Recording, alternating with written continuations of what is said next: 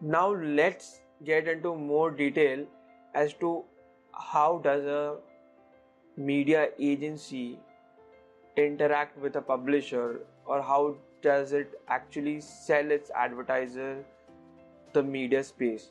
So prior to getting more into detail, let's understand more in detail about what does an advertiser mean and what does a publisher mean. I mean, I've been repeating this terms for quite a number of times in this conversation since the start. So an advertiser is a company who wants to sell a specific product. It could be any product which you want to sell. That is an advertiser. And who is a publisher?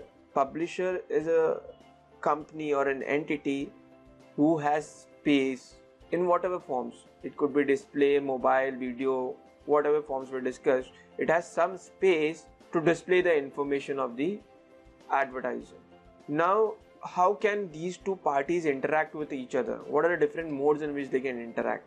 The advertiser and the publisher. One is directly. So an advertiser and a publisher gets directly in touch with each other, and advertiser decides with the publisher what size of ads needs to be go out, what is the places where the publisher is going to place his ad, what is the costing which is going to take. Is it based on clicks? Is it going to be based on opens? Is it going to be fixed? So they directly interact with each other and they decide some terms, and based on which advertiser gives a payout to the publisher. So that is a direct mode of interaction. Second mode of interaction is through an ad network. So what happens in ad network is, an ad network could be a company or an agency. So basically these are third parties who take up ad inventories from multiple publishers and get them into a predefined package and sell it to the audiences. So what does an ad network do? It gets, say, 3 publishers. There are 3 publishers for a specific industry. He gets a placement or slots of ads from the various publishers. He fixes prices for them, compiles them into a package, and then sells that package to a advertiser. Says to the advertiser that, my friend, you have so many ads. I'm going to place your ads on these 3 websites, and these ads are going to be placed at for 12 hours during a day for 10 weeks, and based on specific actions you need to pay me so much for those many days. So that is a package being defined by an ad network. Or it could be the vice versa as well, wherein it has packages for various advertisers from a single publisher. So there could be a single publisher and it could be sold to various advertisers that package. So that is again something which is predefined. In direct as well, it is a predefined thing. You mutually understand between the advertiser and a publisher is a predefined thing based on which the advertiser pays to the publisher. And second thing as well, the ad network, difference between direct and ad network is, in ad network it couples together a product for a advertiser, or in vice versa it gets multiple advertisers for a single publisher. So it bundles a package, ad network. So there's an agency in between who might be taking X% as a commission or an amount to get the interaction happening between these two parties. Now, what's the latest thing coming up is an ad exchange. So what's an ad exchange? Contrary to the first 2 methods of ad publishing, in an ad exchange is also a third party which is an interaction between an advertiser and a publisher. But in this form of marketing or buying and selling, there could be a real-time bidding for inventory or audiences across multiple publishers. So it's not pre-packaged. So if an advertiser using a ad exchange platform, it can instantly see at a real time, it can bid on a specific publisher. It's not something which is pre-packaged. So it's real-time bidding based on inventory available, what is the competition in the market. The ad exchange gives an output value, and if the publisher is ready to pay, it can go live with the ads and the ads start running for that platform. And the advertiser pays to the publisher based on whatever actions they have set up. It could be click, leads, or acquisition. Let's understand this more into detail and get into examples of how does direct media marketing take place with examples of a few agencies. In direct interaction, what normally happens is direct sales of premium ad inventories by the publishers. So publishers continue to sell their most attractive or high priced ad inventories direct to the advertisers via the advertiser agencies. So when I talk about the premium inventory, it could be example homepage of a specific website which is giving as a lot of reach in terms of audiences or returning visitors or new visitors, or it might be first impression for a given user set of users. So if a specific user is visiting a website, he should be seeing this ad on first look itself. And these are some premium inventories, examples of premium inventory I'm talking about. So in between, there could be a direct interaction between an advertiser or publisher, or there could be an agency which is interacting between advertiser and the publisher and giving them a specified package to a publisher or an advertiser. So now let's cover the second aspect of buying and selling media mode. First was direct mode. Second mode is ad network. Ad network normally aggregates the inventories from multiple publishers and makes them available to the advertisers. And how does it aggregate the information? It normally tends to aggregate the information in a predefined set of packages from the various publishers, and packages could be defined based on the content type.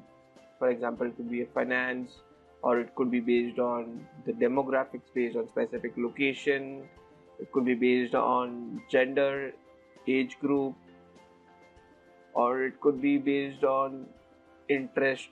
So it could be any of the information: interest, categories, age, gender, demographics, location, finance. So you could package the information, and these package information are then sold to the advertisers, multiple advertisers. So examples of such ad networks is Google AdSense, AOL advertising, Yahoo publisher networks. Now the third form of media planning and buying is through ad exchange.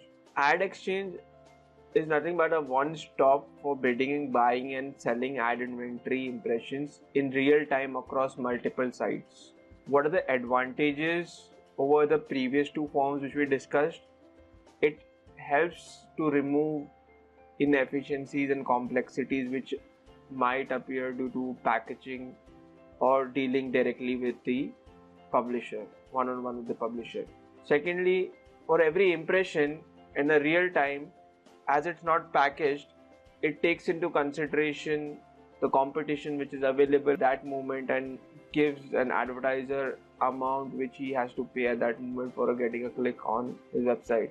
Moreover, not only it gives info real time, but it also gives insights to the advertisers. Examples of a few insights it might give is impression count, number of visitors on the website, the behavioral info of the people who had visited the website, or the actions which a person might have done on visiting the website. Examples of various ad exchanges are DoubleClick, OpenX, ADSN, Innovid, Marin.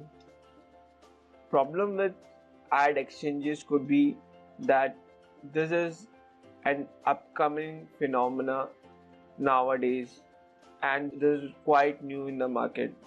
So it could have some real and perceptual issues which an advertiser or a publisher might face. But as this matures and extends to new areas and application, this is going to settle down and this is going to be the future. So let's understand how a complete cycle of an ad exchange would work with an example which you can see in this PPT. So in the image which you're seeing on this PPT, there is three parts to it. One, a Jane's browser. Who is Jane? A Jane is a person who is searching for some sort of information on a specific search engine. In the blue figure you see Google. Now Google has its ad exchange, which is DoubleClick, which is managing all the information. There is a cookie service which takes all the data from the website, and the third is DFP, data management platform. So these are the three components of Google, and parting Jane and Google, there is a third aspect to it, finest DSP. So what is a DSP? DSP stores all the information which a particular user does, and also takes information from the ad exchange and couples together to both the information to give the reports or insights to the advertiser. So these are the basic three components and overview as to what these three components does. Now let's understand this with more in detail with taking an example of a specific search. Say Jane is typing a specific search term in her browser. So when Jane types that term, it first goes to DFP of Google, the data management platform of Google. Then from the data management, it then goes to the DoubleClick exchange, which manages the real-time bidding for Google. So it decides on the real-time basis what is the search term done by Jane, what are the ad inventories available, what are the various advertisers who are ready to show their ads for publishers, say google.com. Jane is searching on google.com.